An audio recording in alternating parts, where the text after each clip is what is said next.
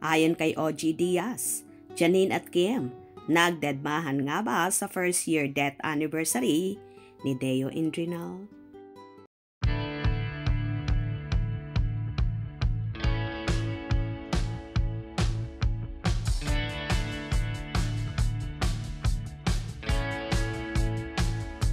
Sa naging pahayag ng columnist at talent manager na si OG Diaz sa kanyang YouTube channel, nabanggit ng vlogger na nagkita daw ang Asia's rising star na si Janine Gutierrez at ang multimedia idol na si Kim Chiu sa first year death anniversary ng namayapang si Sir Deo Indrinal.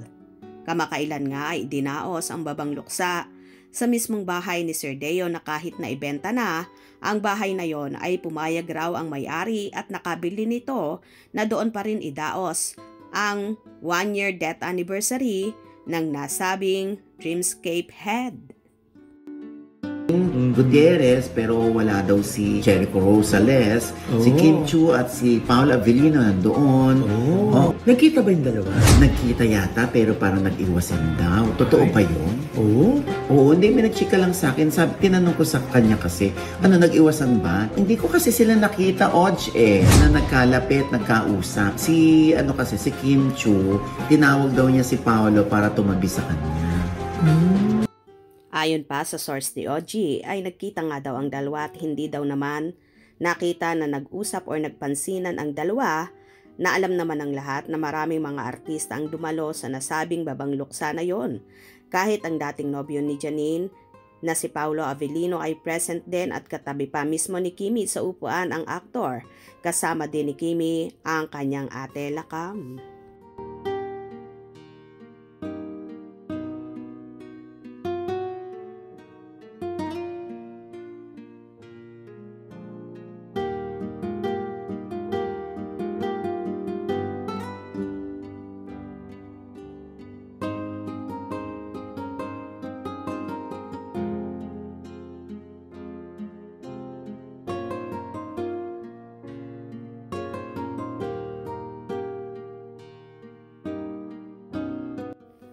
Siguro kaya hindi nagpansinan sina Janine at Kimi dahil andon nga si Paolo at awkward naman talaga kung magpapansinan pa sila.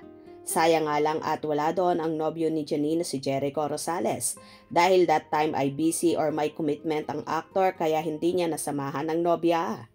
Anyway, hindi naman big deal yon para kay Janine dahil so happy na siya sa piling ni Eko at so proud siya sa ibinibigay na pagmamahal, pag-aalaga ng aktor, kaya siyang pinanghihinayangan. Bagkos, ipinagpapasalamat niya pa kay Lord na dumating sa buhay niya si Jericho Rosales, kung saan ibang-iba ang aura ng actress na lalong blooming at tila bumabata ngayon. Kita naman din sa dalaga na malaki ang pagkakaiba nang mapunta siya sa piling ni Eko na mas lalong nagpatingkad sa buhay pag-ibig niya. Kaya wag nang gawa ng issue pa ang pagkikita niyo ni Kim at Janine dahil no big deal yan sa dalawa. Kung nagustuhan nyo ang video na ito, comment down below.